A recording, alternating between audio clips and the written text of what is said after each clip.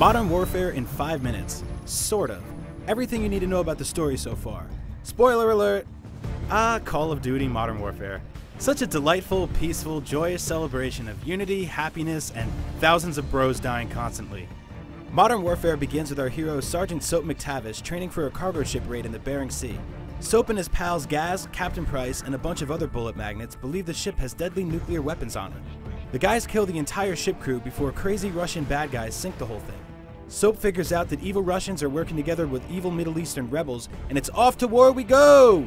Enter Zakhaev, a Russian ultra-nationalist terrorist who just really wants Russia to go back to the good old Soviet Union days. Until then, he plans a strong bro-panionship with Khaled al-Assad, an evil Middle Eastern separatist who looks like if the Iron Sheik went shopping with Kanye West. America sees this and is all, "Oh, hell no!" and swoops in to stop this madness. The team is led by Lieutenant Vasquez, and they reach the television station just in time for nobody to be there anymore. Way to go, Vasquez! While there, they battle wave after wave of Middle Eastern separatists. Although they need to escape, Vasquez has to stay behind and rescue a lone helicopter pilot. The pilot lives, but the Russian bombs explode and destroy most of the city.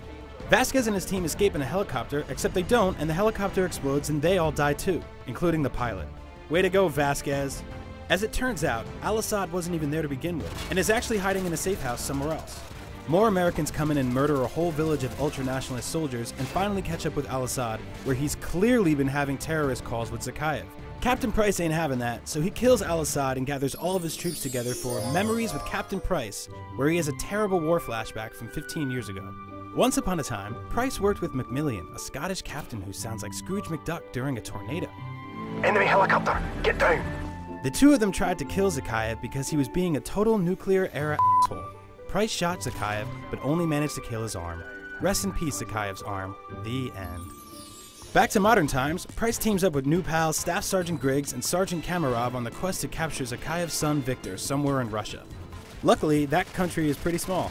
Victor kills himself before anyone can learn anything from him, and Zakhaev threatens to bomb 41 million Americans over the death of his son.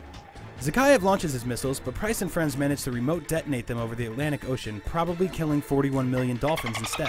Zakhaev chases Price in a truck race towards a bridge that explodes, forcing them all to have one last shooty gun party together. Griggs saves Soap, and dies. Zakhaev and his men shoot Gaz, who dies, and shiny helicopters show up.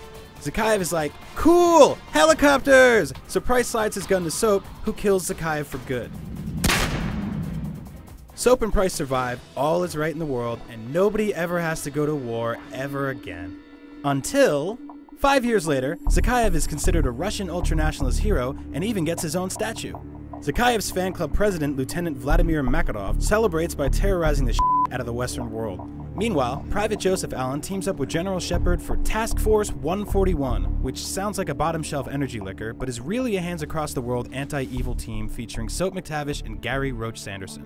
American Allen then pretends his name is Russian Alexei and joins Makarov for a secret mission where he accidentally helps Makarov kill hundreds of innocent civilians at a Russian airport.